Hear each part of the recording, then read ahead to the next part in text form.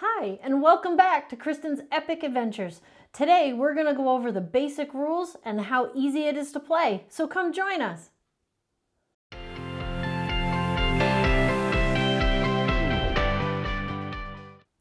Hi, I'm Kristen from Kristen's Epic Adventures. Today, we're going to talk about the basic rules of the 5th edition of Dungeons & Dragons, so be sure to subscribe and hit the bell so you know when our new videos are up. So what is a role-playing game? Well, it's a fictional setting where the players act as characters.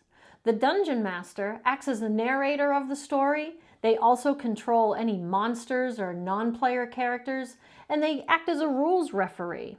The players get to make their own heroes, and they tell the Dungeon Master what they'd like to do, and based on those challenges, they might have you roll some dice to determine the outcome.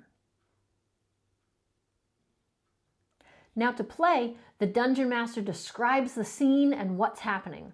The players tell the Dungeon Master what they'd like to have their characters do.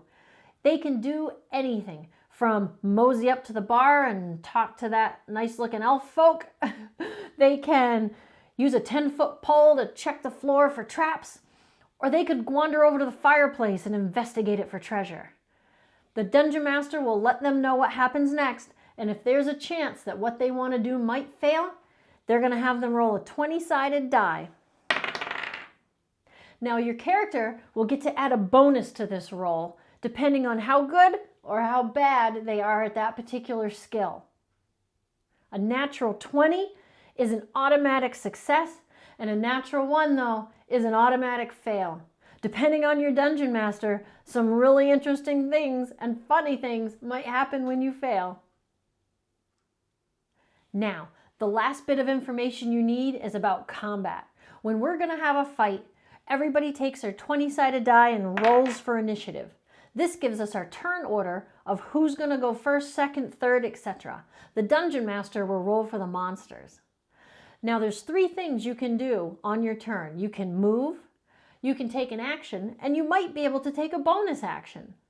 If for your action you decide you want to attack a creature, you roll that 20-sided die again, plus or minus any bonuses you may have, and see how that number compares to that creature's armor class number.